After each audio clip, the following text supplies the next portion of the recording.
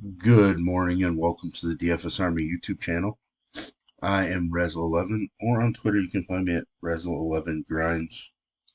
Going to take a look at some pitching for Saturday, uh, April 29th. We have an interesting slate of games throughout the day, some doubleheaders. DraftKings decided to add on the first game of the Baltimore Detroit doubleheader, which causes the slate to start in about 3 hours. But yeah, the day slate has an 8 gamer. The main slate is just a 5 gamer on DraftKings. I believe it is just a 5 gamer on FanDuel as well. So let's take a look at the pitching options. For the day slate, the obvious is going to be Spencer Strider, like usual. The worry is the weather in New York is pretty wet. Um, Similar to last night, but I think the risk is slightly higher than it was last night, and we saw it get called after 5 innings.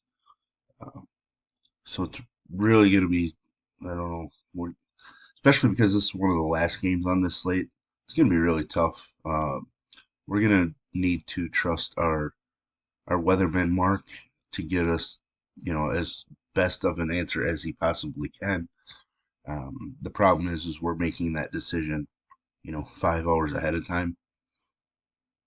Obviously, there are pivots, before that, but yeah, maybe it means we can't pair Strider and Gaussman together. Um, we just have to pivot from Strider to Gaussman if the news becomes worse as the day goes on.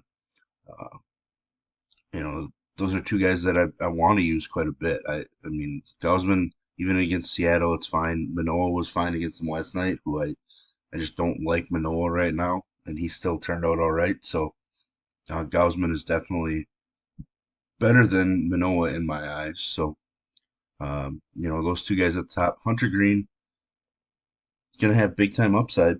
The floor's gonna be a little lower. He hasn't blown up yet this season, so I really like that. When we're looking at it,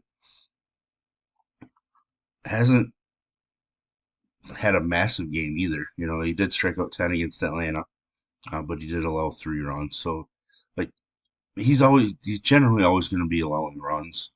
He just gets to negate it with his K ability. So he's definitely somebody at 9K against Oakland. I'm very much interested in him here at the top. A couple guys, obviously Miguel, similar to Strider, the weather, tough matchup, no interest there. Cabrera, this is a guy that I want to be able to use whenever he's out there. He's got some electric stuff. The issue is this walks category is ridiculous. Uh, he's got 20, I think it's 20 walks already this year, averaging 4 walks per start. So it's just so tough. He's just not able to pitch super deep. His best start against San Francisco was really good. 25 DK points, strong start. Uh, I think I'm just going to have to continue to be off of him on DraftKings. I, I think he's probably a better FanDuel play just because, like, we do have the upside for the quality start, the W, strong Ks. This would have been what a 46-point FanDuel start, I believe, off the top of my head, which is really strong. So it's it's pretty rare that I find a guy to be a FanDuel play over a DK play, but Cabrera seems to fit that because of the efficiency part of the DraftKings scoring. So I'm gonna end up off of Cabrera on DK. Name that's really interesting. Speaking of the double headers I mentioned earlier, Vince Velasquez throwing the ball really well. Some strong starts. K numbers are there.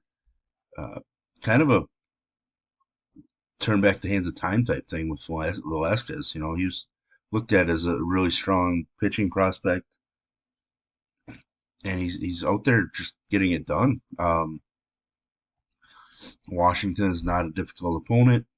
His price tag at 6,900 is very intriguing. Uh, kind of scrolling down, most of these guys are really going to end up on my fade list. I don't really need to talk much about them, but like I'm not interested in using Plesac, not interested in flexing against Toronto, never going to be interested in Patrick Corbin. Kyle Muller in Cincinnati isn't great, but Muller the last three starts have been horrible. Even his best starts weren't all that great. Um, so it's just I don't really need to go there. Um, so yeah, that's kind of looking at the day slate. There, it's pretty obvious for pitching for me. Um, and I just realized DraftKings doesn't have Bailey Ober in the player pool apparently, which is really frustrating. But it's all right. We're just gonna keep our pitching pool pretty tight on this slate, so that we can focus on hitters.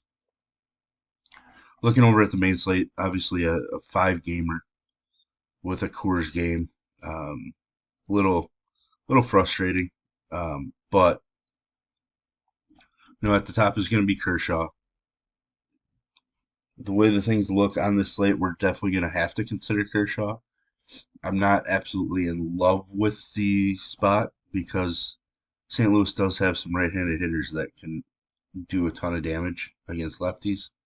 Uh, the best hitter spot for St. Louis is Arenado, but he is ice cold at the plate, so maybe that favors Kershaw a little bit more than we might think.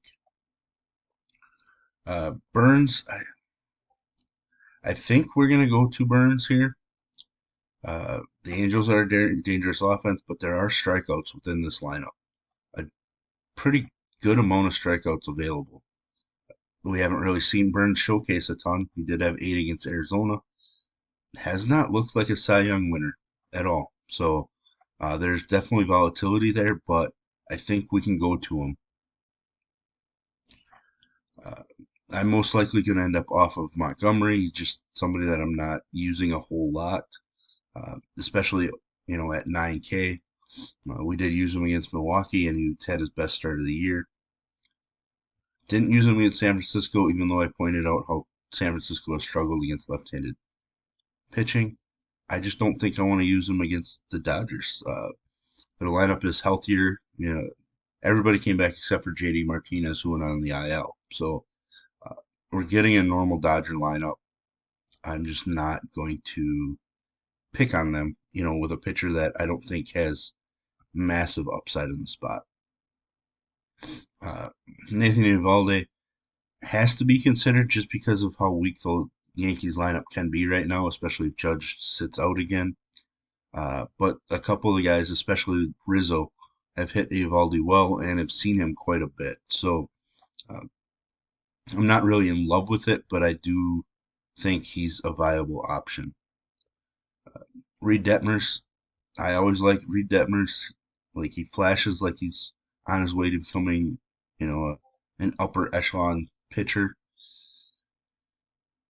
Like I mentioned with Jordan Montgomery, we were all over him against this same Milwaukee team. So left-handed pitchers against Milwaukee intrigue me quite a bit. It looks like for the most part, though, he's only going to be around 90 pitches.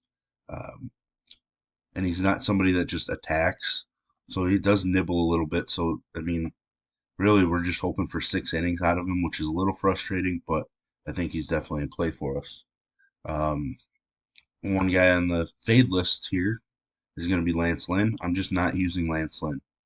I know he struck out 10 against Minnesota, but the other starts, he just looks horrendous, and I'm not using him against Tampa Bay. I mean, I'm not really using him against anybody at this point, but definitely not against Tampa Bay.